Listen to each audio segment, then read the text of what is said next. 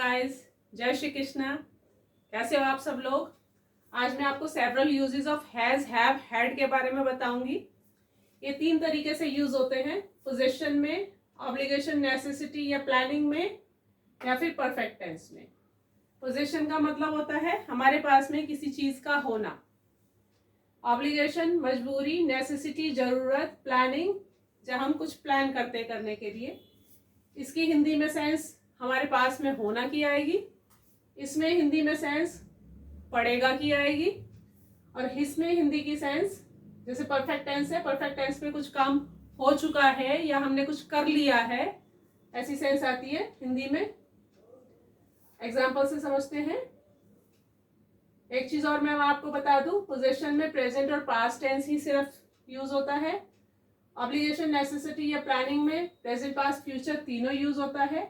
और perfect tense जैसा कि ये टेंस है, टेंस की हमेशा 3 फॉर्म्स होती है, प्रेजेंट, पास्ट, फ्यूचर, तो ये भी तीनों में यूज होता है।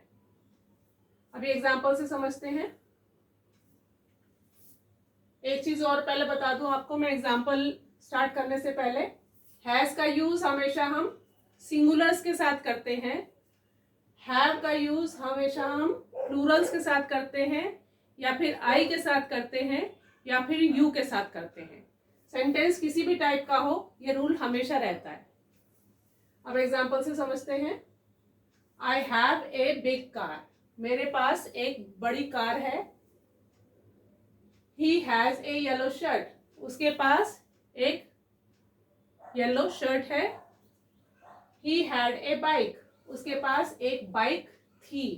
तीनों में ही पोजीशन को दर्शाया गया है, यानी कि कोई चीज पास में होने को बताया गया है। अब इसमें देखते हैं, एग्जाम्पल से समझते हैं। You have to complete this work till evening, तुम्हें यह काम इवनिंग तक, शाम तक कंप्लीट पूरा करना होगा। तुम्हें यह काम शाम तक पूरा करना होगा या करना पड़ेगा, कैसे भी बोल सकते हैं। He has to do study late night, उसे देर रात तक, आज देर रात तक पढ़ाई करनी पड़ेगी। He had to leave office early, उसे ऑफिस जल्दी छोड़ना पड़ा, या उसे ऑफिस से जल्दी जाना पड़ा। इसमें हमेशा टू के साथ यूज होता है ये हैज, हैव, हैड। टू लगाना इसमें जरूरी है, तभी ये सेंटेंस इस फॉर्म में आएगा। तीसरा देखते हैं, perfect tense. He has completed the homework, इस टेंसेस में हैज, हैव, हैड के साथ हम थर्ड फॉर्म का भी यूज करते हैं, ये इसका रूल है। प्रेजेंट टेंस है तो हम हैज, हैव का यूज करेंगे, पास्ट है तो हैड का यूज करेंगे, फ्यूचर है तो या तो विल हैव या फिर शैल हैव। इसमें सिर्फ हैव ही आता है, हैज या हैड नहीं आता। फ्यूचर में सिर्फ और सिर्फ हैव का यूज करते हैं। विल और शैल बदल जाते हैं।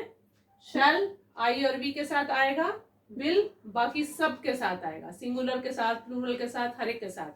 शैल सिर्फ आई और वी के साथ आएगा, लेकिन हैव सबके साथ आएगा, सिंगुलर्स के साथ, प्लूरल्स के साथ, आई के साथ, यू के साथ, सबके साथ। अब एग्जांपल से समझते हैं। He has completed the homework, उसने होमवर्क पूरा कर लिया है या वह होमवर्क पूरा कर चुका है। I have taken the meal, मैंने खाना खा लिया है। Ram had gone to the exile, Ram वनवास को चले गए थे। He will have finished his work, उसने अपना काम कर लिया होगा। फ्यूचर की बात बता रहे हैं, जनरली ये आइडिया लगाते हैं कि ऐसा कर लिया होगा, तो हम इस टेंस का यूज करते हैं। He will have finished his work, उसने अपना काम पूरा कर लिया होगा। Krishna and Ram will have come back, Krishna और राम वापस आ गए होंगे। तो ये 3 प्रकार के यूजेस मैंने आज आपको सिखाए, several uses of has, have, had में ये 3 प्रकार के यूजेस बताए। उम्मीद है आपको ये सब समझ में आ गए होंगे अच्छे से। अगर फिर भी कुछ डाउट है या कोई क्वेश्चन है तो आप मुझे कमेंट बॉक्स में पूछ सकते हो। बाय बाय, सी यू, मिलते हैं नेक्स्ट वीडियो में।